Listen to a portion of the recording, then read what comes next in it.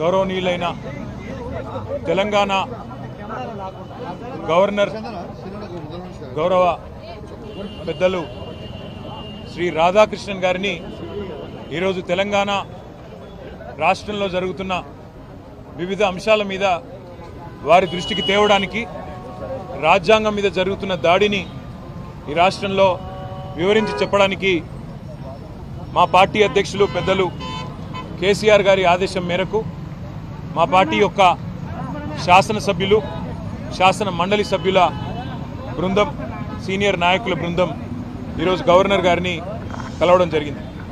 ఇందులో అందుబాటులో ఉన్న వాళ్ళందరం కూడా పాల్గొన్నాము. మాజీ మంత్రులు, ఎమ్మెల్యేలు, ఎమ్మెల్సీలు. ప్రధానంగా రెండు ముఖ్యమైన అంశాలు గవర్నర్ గారి దృష్టికి తీసుకొచ్చినాం. అందులో మొదటిది, రాష్ట్రంలోని నిరుద్యోగ యువత, రాష్ట్రంలోని విద్యార్థులకు కాంగ్రెస్ పార్టీ ప్రస్తుత ముఖ్యమంత్రి రేవంత్ రెడ్డి గారు కానీ, అదేవిధంగా ఈరోజు పార్లమెంట్లో ప్రతిపక్ష నాయకుడు రాహుల్ గాంధీ గారు కానీ ఆనాడు ప్రతిపక్షంలో ఉన్నప్పుడు ఏమేం హామీలు ఇచ్చినారు, ఏ రకంగా వాటిని వాళ్ళ తుంగలో దొక్కుతూ అప్రజాస్వామికంగా విద్యార్థుల మీద దాడులు, నిర్బంధాలు, కేసులు, న్యాయం అడిగిన విద్యార్థుల మీద లాఠీలు విరగొడుతూ ఒక భయానకమైన వాతావరణం. తెలంగాణ ఉద్యమ సమయంలో ఎట్లా అయితే యూనివర్సిటీలలో, కాలేజీ క్యాంపస్లలో, హైదరాబాద్లో ఒక భయానకమైన వాతావరణం ఆనాడు విద్యార్థుల మీద దాడుల్లో చూసినామో, అదే రకమైన వాతావరణం మళ్ళీ తిరిగి ఈరోజు పునరావృతం అవుతుందని చెప్పి గవర్నర్ గారి దృష్టికి తీసుకొని రావడం జరిగింది. ముఖ్యంగా గవర్నర్ గారికి చెప్పింది ఏమంటే, మొదటి సంవత్సరంలోనే, ప్రభుత్వం ఏర్పడ్డ మొదటి సంవత్సరంలోనే 2 లక్షల ఉద్యోగాలు ఇస్తామన్న రాహుల్ గాంధీ గారి మాట, జాబ్ క్యాలెండర్ అని చెప్పి పత్రికల్లో పుంకాను పుంకాలుగా ఫ్రంట్ పేజీల్లో ఇచ్చిన అడ్వర్టైజ్మెంట్లు, ఇవన్నీ కూడా వారి దృష్టికి తీసుకొచ్చినాం. గ్రూప్ 1, గ్రూప్ 2, గ్రూప్ 3 ఈ 3 నోటిఫికేషన్లు కూడా గతంలో కేసీఆర్ గారు ముఖ్యమంత్రిగా ఉన్ననాడు ఇచ్చిన వాటిని తిరిగి రద్దు చేసి కొత్త వాటిని ఇస్తాం, పోస్టుల సంఖ్య పెంచుతామని చెప్పి కాంగ్రెస్ పార్టీ ఇచ్చిన మాటను గుర్తు చేసినాం. దాంతోపాటు జాబ్ క్యాలెండర్ ఇంతవరకు నిలబెట్టుకోలేదు, ఒక్క నోటిఫికేషన్ కూడా ఇవ్వలేదు అనే మాట కూడా గవర్నర్ గారి దృష్టికి తీసుకొచ్చినాం. దాంతోపాటు మెగా డిఎస్సి అన్నారు, అది కూడా చేయలేదు.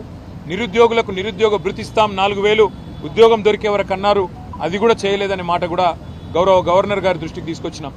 అన్నిటికీ మించి సిటీ సెంట్రల్ లైబ్రరీలో ఉన్న చదువుకుంటున్న విద్యార్థులను బయటికి ఇడ్చుకొని రావడం, ఉస్మానియా యూనివర్సిటీ హాస్టల్లో ఉన్న విద్యార్థులను ఇవాళ వారి మీద దాడులు చేసి మరి పోలీసులు అప్రజాస్వామికంగా వ్యవహరించడం, ఇవన్నీ కూడా గవర్నర్ గారి దృష్టికి చాలా వివరంగా మేమందరం కూడా వివరించి చెప్పడం జరిగింది.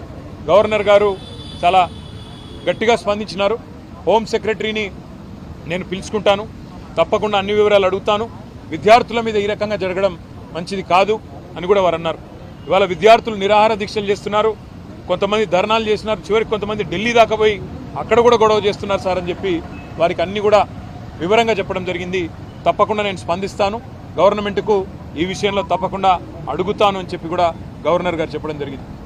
రెండవది, ఈ రాష్ట్రంలో జరుగుతున్న రాజ్యాంగ హననం ఏదైతే ఉన్నదో, పార్టీ ఫిరాయింపుల నిరోధక చట్టాన్ని తుంగలో దొక్కుతూ మరి కాంగ్రెస్ పార్టీ ఏ రకంగానైతే ఈ రాష్ట్రంలో ఇప్పటికే 10 మంది బీఆర్ఎస్ ఎమ్మెల్యేలని, 8 మంది బీఆర్ఎస్ ఎమ్మెల్సీలని తన పార్టీలో చేర్చుకున్నదో కూడా గవర్నర్ గారికి సోదాహరణంగా వివరించినాం. మేము ఇప్పటికే న్యాయ పోరాటం చేస్తున్న విషయం కూడా గవర్నర్ గారికి చెప్పాం. స్పీకర్ గారిని కలిసి అభ్యర్థించింది కూడా చెప్పినాం, తేదీలతో సహా.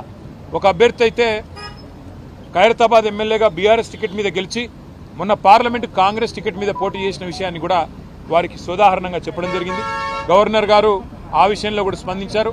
తప్పకుండా నేను గవర్నమెంట్కు, ముఖ్యంగా ఇక్కడ ప్రస్తుతం ఉన్న అధికారులకి, స్పీకర్ గారికి కూడా నేను విషయాన్ని తెలుసుకొని నా పరిధిలో ఉన్నంత వరకు న్యాయం చేసే ప్రయత్నం చేస్తానని చెప్పి వారు చెప్పడం జరిగింది. తప్పకుండా గవర్నర్ గారు మరి ఈ 2 విషయాల్లో, ముఖ్యంగా నిరుద్యోగ యువత విషయంలో తను స్పందించిన తీరును మేము అభినందిస్తూ ఉన్నాం, స్వాగతిస్తూ ఉన్నాం. తప్పకుండా వెంటనే హోమ్ సెక్రటరీని కూడా పిలుస్తానని కూడా చెప్పారు. చివరిగా ప్రోటోకాల్ విషయంలో కూడా జరుగుతున్న ఉల్లంఘనలు, మా ఎమ్మెల్యేలకు, ఎమ్మెల్సీలకు జరుగుతున్న అగౌరవం, అధికారులు వ్యవహరిస్తున్న తీరు, ప్రభుత్వ నిర్వాహకాన్ని కూడా చాలా వివరంగా గవర్నర్ గారికి చెప్పినాము. గవర్నర్ గారు ఈ విషయంలో నేను ఒక లేఖ రాస్తాను ప్రభుత్వానికి, తప్పకుండా ఎవరి మర్యాద అయినా కాపాడవలసిన బాధ్యత డెమోక్రాటిక్గా, ఎవరు గెలిచినా ప్రజాప్రతినిధి, వారి గౌరవానికి భంగం వాటిల్లితే మంచిది కాదు, నేను ఒక ఉత్తరం కూడా రాస్తాను రాష్ట్ర ప్రభుత్వానికి అని చెప్పారు.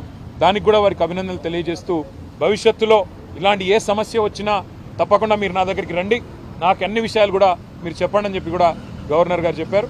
కేవలం గవర్నర్ గారితోనే ఆగకుండా భారతదేశంలో ఉండే రాజ్యాంగబద్ధమైన పదవుల్లో ఉండే పెద్దలందరూ ఎవరెవరైతే ఉన్నారో వారిని అందరినీ కూడా కలుస్తాం. కాంగ్రెస్ పార్టీ చేస్తున్న నిర్వాకం, ఒకవైపు రాజ్యాంగం పట్టుకొని రాజ్యాంగాన్ని రక్షిస్తున్నట్టు పోజులు కొడుతూ మరొక వైపు రాజ్యాంగాన్ని తుంగలో దొక్కుతున్న వైనం ఏదైతుందో ఇవన్నీ కూడా అటు అవసరమైతే రాష్ట్రపతి దాకా కూడా పోతాము, వారికి కూడా వివరించి చెప్తాం. ముఖ్యంగా తెలంగాణ యువతకి మీ అందరికీ ఇచ్చే మాట, కాంగ్రెస్ ఇచ్చిన ప్రతి హామీ నిలబెట్టుకునేదాకా, పోస్టులు పెంచేదాకా, మీకు న్యాయం జరిగేదాకా మీ తరపున ప్రధాన ప్రతిపక్షంగా భారత రాష్ట్రంకి ఉంటుంది. కేసీఆర్ గారు ఉంటారు. తప్పకుండా మీ తరపున మీ హక్కుల కోసం మేము పోరాడతామని చెప్పి కూడా తెలియజేస్తూ, మీడియా కూడా ఇంత వర్షంలో ఇక్కడ వచ్చి కొంత ఇబ్బందులు పడుతూ కూడా అసౌకర్యం కలిగిన ఉన్నందుకు మీ అందరికీ కూడా ప్రత్యేకంగా ధన్యవాదాలు, నమస్కారం.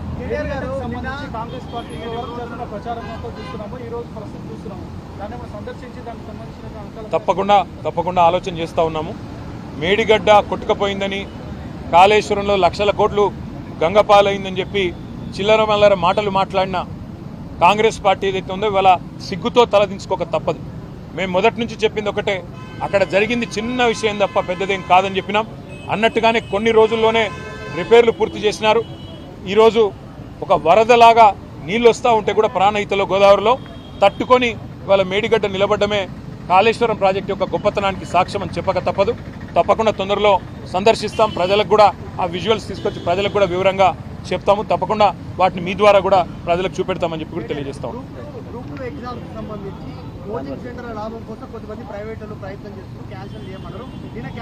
ఇప్పుడు రేవంత్ రెడ్డి గారు మొన్న ఒక మాట అన్నారు, నెలకు 100 కోట్లు లాభం వస్తుంది కోచింగ్ సెంటర్లకు ఉద్యోగాలు వాయిదా వేస్తే అన్నారు.